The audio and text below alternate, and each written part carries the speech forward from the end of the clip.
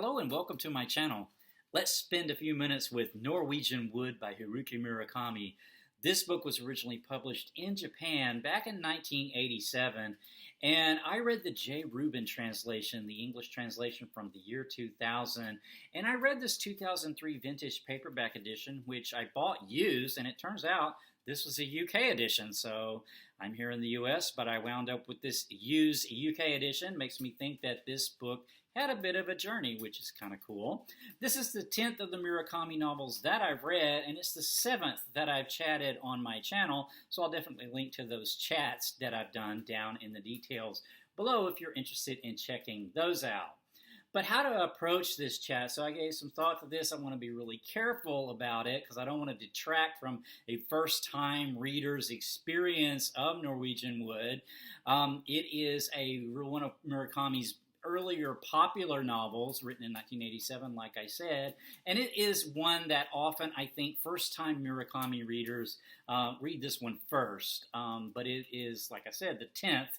I'm definitely not reading the Murakami novels in order, but yeah, I want to be careful about that. So what I thought I would do is just talk a bit about the general aspects of the book and then go over really the main characters and sort of a description of what they're like, and then a few takeaways that I had from the book itself. So yeah, the introduction to this book I thought was really cool. The main character, Watanabe, is on a plane. It is landing in Germany, and there's overhead, there's this music playing, right?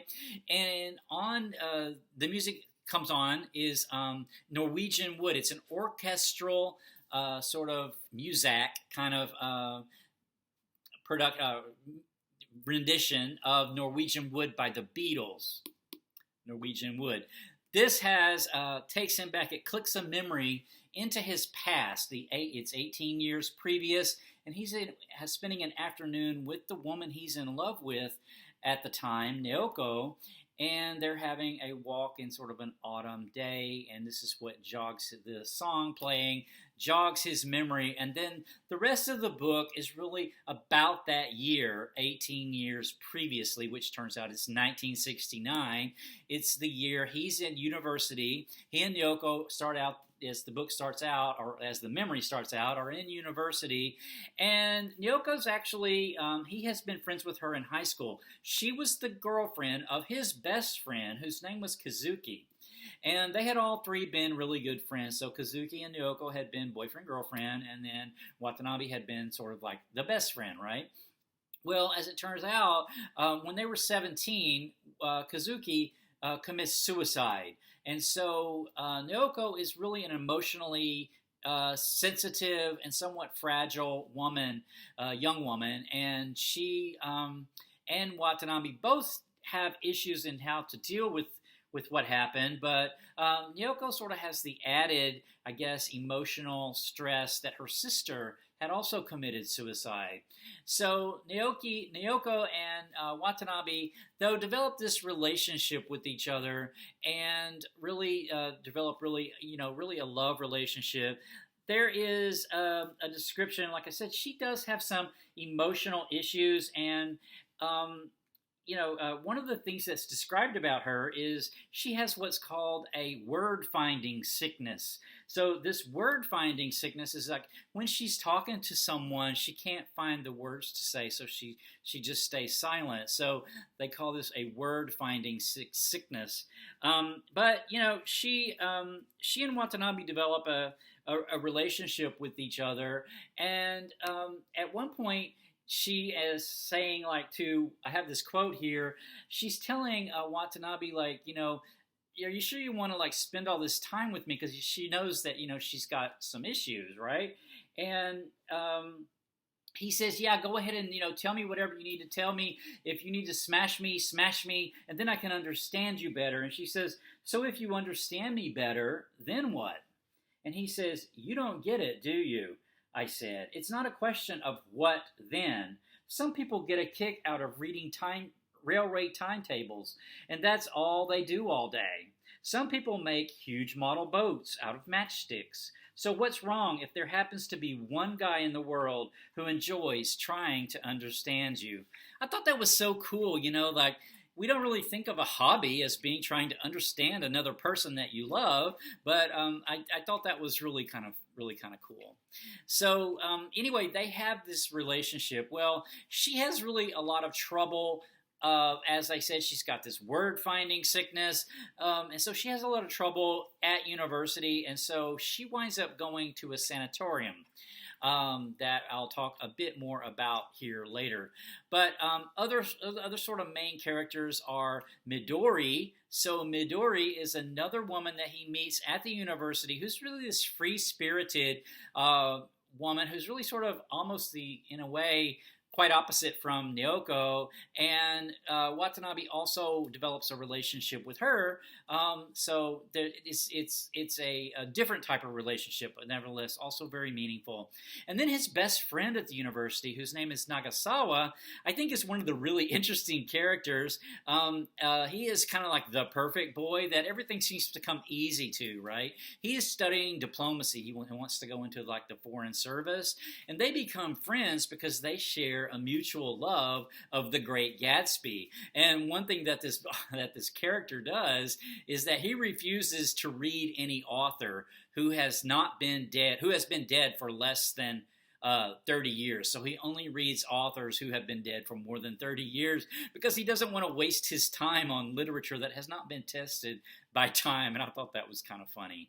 And then Hatsumi is the girlfriend of Nagasawa. She's actually kind of the long-suffering girlfriend. She's kind of the good girl. She's a really nice girl. She's kind of the good girl who's in love with really the wrong guy.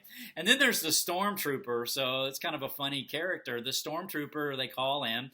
He just goes by this nickname. It's Watanabe's roommate, who is this really kind of neurotic and hyper clean person. And so when Watanabe sometimes also has his own issue around like finding something to say, whenever he's looking for something to say or how to make conversation with people, he will often tell a funny story about Stormtrooper, and that entertains everybody, and that sort of helps him find the right words to say. So those are really the sort of the main characters. And then just without giving a lot about what happens away, I just wanted to talk about the different places that occur in this novel, because this to me is very Murakami-esque in that Murakami often, I think, has these realities, like different realities that have these sort of fluid boundaries that, you're in one reality and then you pass into another reality and things are different in that reality.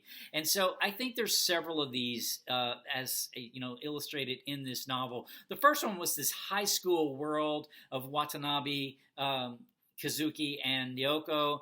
I feel like that they had their own reality there. It didn't last forever. And then when it was over, the characters were able to navigate out of that reality and into the university reality in different ways. Well, Kazuki didn't at all, right? Because he committed suicide. So he actually is forever locked into that 17-year-old high school world reality in Watanabe's mind.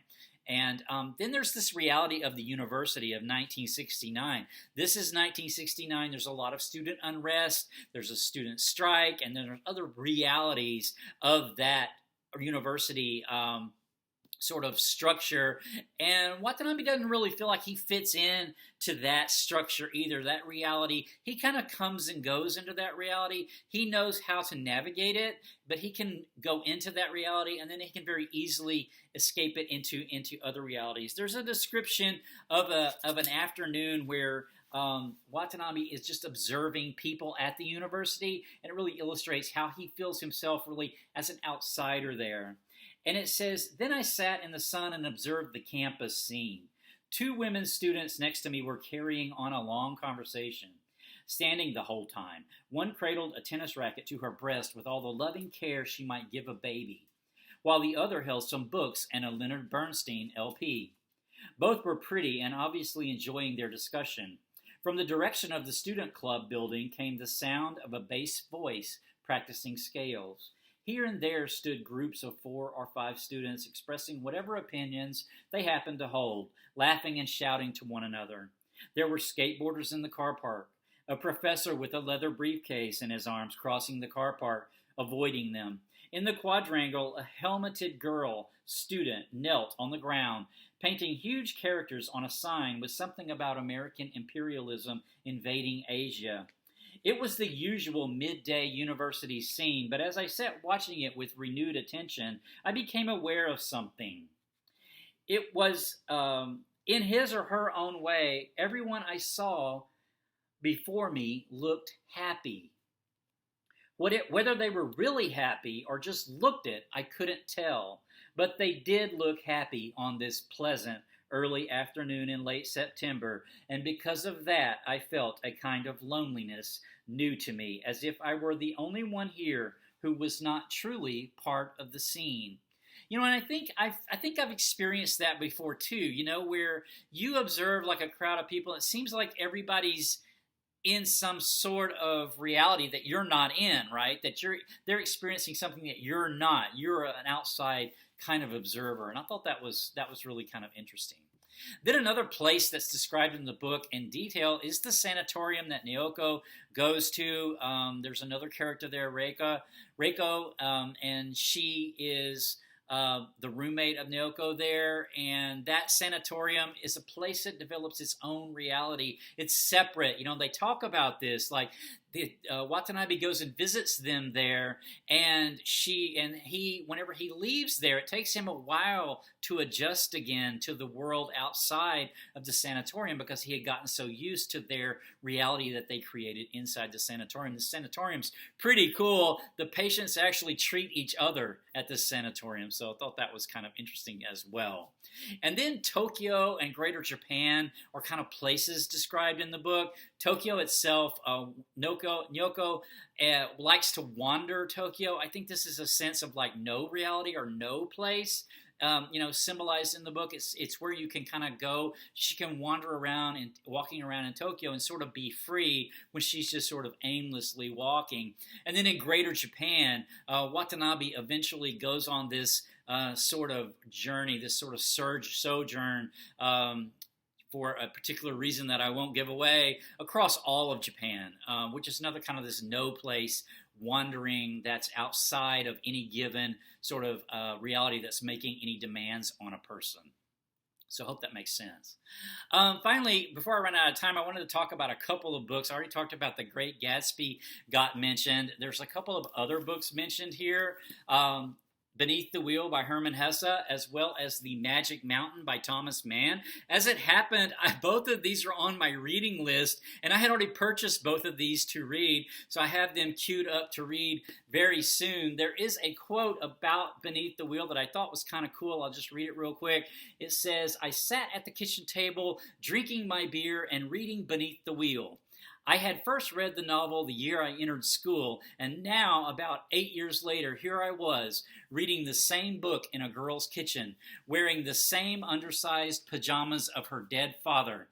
Funny, if it hadn't been for these strange circumstances, I would probably never have reread Beneath the Wheel." I thought that was so cool. Beneath the Wheel by Hermann Hesse. Because, we read and reread, like how books come across our attention to either read or reread. Sometimes happens because of the circumstances happening around us, right? Rather than just particular events that have circumstances, right?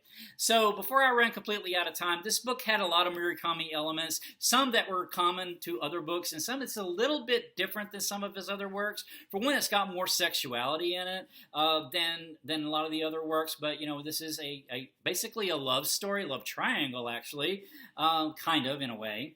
And then this book is told in a fairly straightforward fashion, so there's not the distortion of reality and sort of magical elements that we see in some of the other Murakami novels. But there are some certain similarities. For example, Midori, the character with the eccentric name, it really reminded me of Nutmeg and Cinnamon from the Wind Up Bird Chronicles. There's also a well. There's mention of a well, as well as there's a cat. There's plenty of references to food and jazz and pop songs like Norwegian Wood, and classical music, and shifting boundaries of realities like I've talked about.